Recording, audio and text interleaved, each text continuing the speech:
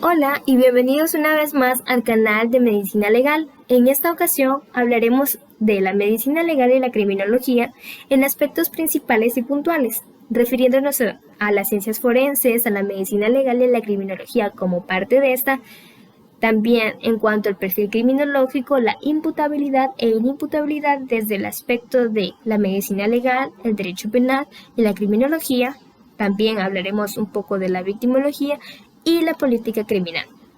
Esta presentación estará a cargo de quienes habla Natalie Chica. En primer lugar vamos a hablar a lo que son las ciencias forenses, lo que pertenece a la medicina legal y la criminología dentro de estas. Se entiende por ciencias forenses al proceso de aplicar métodos científicos para responder preguntas que surgen en relación a un crimen o a una acción.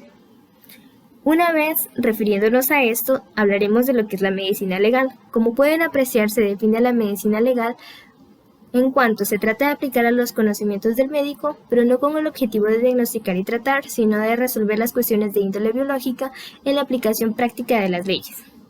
En este conjunto de ideas podemos referir que son conocimientos médicos y biológicos necesarios para la resolución de los problemas que plantea el derecho, tanto en la aplicación práctica de las leyes como en su perfeccionamiento y evolución. Se entiende que esta medicina legal, esta ciencia, viene al auxilio de la administración de justicia para resolver un caso concreto que es necesario tener conocimientos médicos psicobiológicos. La medicina legal viene a entenderse como una rama de la medicina que aplica todos los conocimientos médicos y biológicos necesarios para la resolución de un problema que plantea el derecho penal.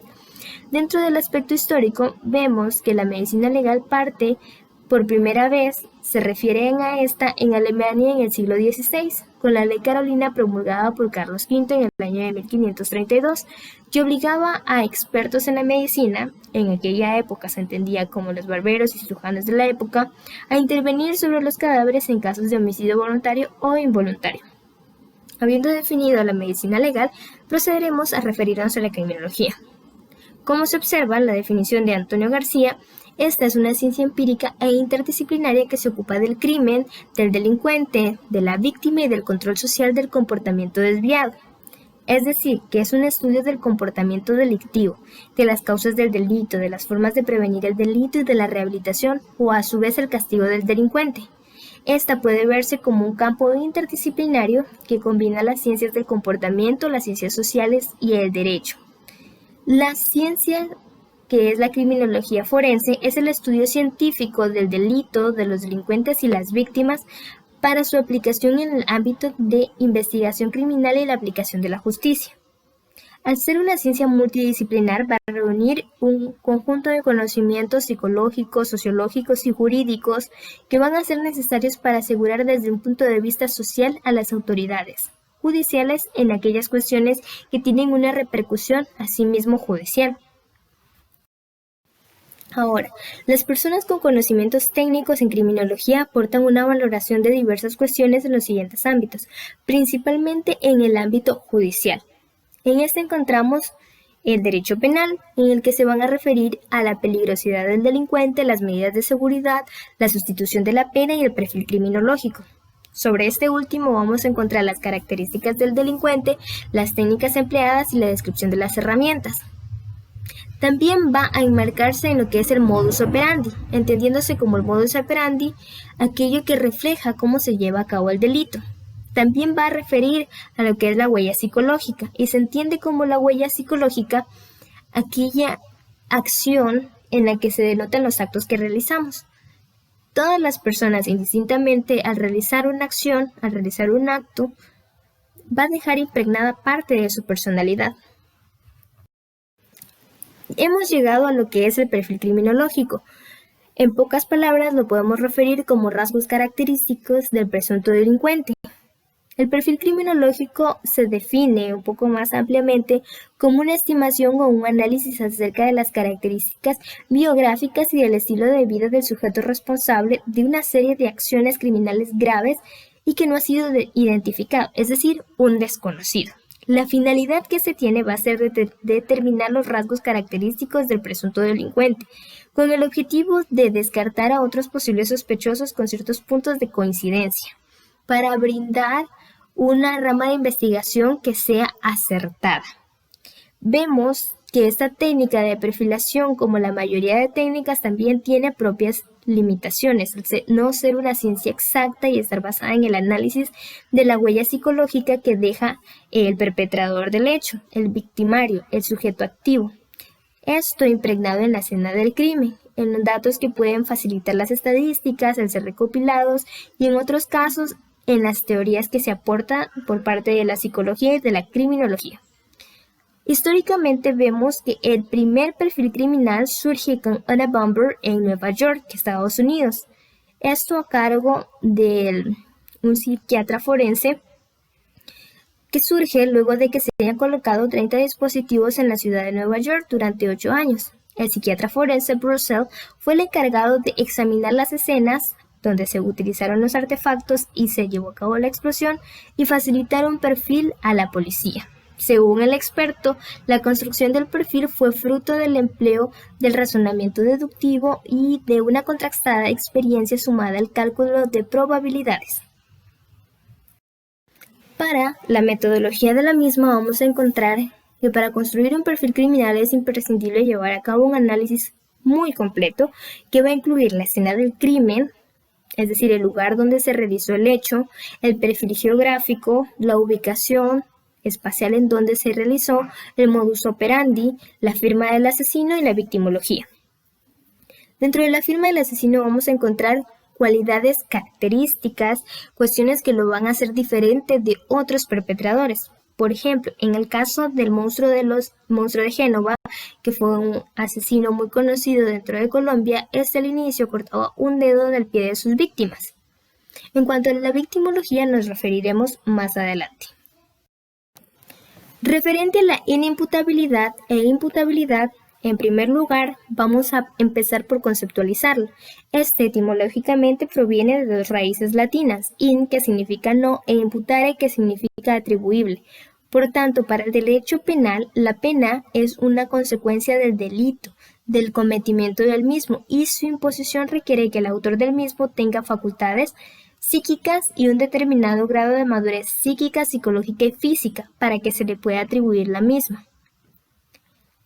En breves rasgos vamos a determinar que desde el criterio del derecho penal encontramos que la imputabilidad dentro del mundo jurídico penal es concebida como la capacidad de culpabilidad, representada en un aspecto subjetivo del individuo que se conforma de dos partes, la capacidad cognoscitiva, es decir, la conciencia, y la volitiva, la voluntad, empleadas de forma consciente en el cometimiento de un delito o de una contravención. Esto engloba lo que es la infracción penal, un delito o contravención. Dentro del criterio de la medicina legal, vemos que la persona es imputable cuando tiene la capacidad de comprender la ilicitud de un hecho y actúa de acuerdo a esa comprensión. Por otro lado, cuando ésta sufre de un trastorno o alteración psíquica que perturba profundamente su inteligencia o su voluntad, puede ser incluso una causa de inimputabilidad. En estos, y refiriéndose a la persona que lo haya cometido, se puede aplicar una medida de seguridad, por ejemplo, un internamiento en un centro psiquiátrico. La incapacidad en ese sentido debe ser probada, porque no es la regla, es una excepción a la imputabilidad. En cuanto al criterio de la criminología, vemos que la condición de imputable en consecuencia le conlleva hacia su culpabilidad e imposición de una pena. Por el contrario, determinar la condición de inimputable lo que lleva hacia una ininculpabilidad e imposición de una medida de seguridad. Para el ámbito de la criminología, la imputabilidad significa la capacidad de cometer culpablemente hechos punibles. En este momento vamos a referirnos a la victimología. Para continuar con el tema vamos a definir a quienes se entienden como víctimas y nos referimos a el sujeto o sujetos que hayan sufrido daño físico, psicológico, emocional, sexual o un ataque y disminución de sus derechos fundamentales como consecuencias de acciones u omisiones que violan la legislación. También se va a entender como víctimas a sus allegados o familiares. En ese orden de ideas, en el ejemplo que podemos dar en el delito de asesinato, no solamente va a ser la persona que vio violentado su bien jurídico protegido por el derecho penal, el derecho a la vida, sino también puede ser el caso de su cónyuge, conviviente, hijos, padres, familia, amigos en general. En este orden de ideas encontramos que la victimología es una disciplina científica derivada de la criminología que estudia a las víctimas de la delincuencia en las diversas fases de la victimización. Este término fue empleado por primera vez por el psiquiatra estadounidense Frederick Wertham en su obra publicada en el año de 1945 titulada The Show of Violence, sobre la mitificación de los personajes malvados en los cómics y su influencia en los jóvenes. Sin embargo, anterior a eso ya había una monografía conocida sobre las víctimas que apareció en La Habana en el año de 1930. Vemos que la victimología es el estudio de la víctima, tiene su origen en el positivismo criminológico, que inicialmente polarizó la explicación científica del comportamiento criminal alrededor del delincuente, ignorando en buena medida a la víctima, ya que la consideraba como un objeto neutro, pasivo, estático, que nada aporta a la génesis, dinámica y control del hecho criminal. El objeto de esta disciplina se halla en la víctima y sus características, así como su relación con el delincuente y su rol dentro de la situación delictiva. Va a analizar los factores que provocan que una persona se convierta en víctima, tanto si la situación ha sido provocada por una segunda persona o se debe a la propia actuación o al azar. Referente a ello, tomaremos lo establecido por Jiménez de Azúa en cuanto a la clasificación de las víctimas. Estas se pueden determinar tanto como víctima determinada, indiferente, resistente y coadyuvante. En cuanto a la primera, se considera que es escogida voluntariamente por el criminal, no siendo su elección producto del azar. Ejemplos de ellos se encuentran en los crímenes pasionales. En cuanto a la segunda, o víctima indiferente, refiere que es escogida por el azar. El crimen puede realizarse con cualquier otra persona sin que ello produzca ningún cambio en el criminal. Un ejemplo de ello son los fraudes.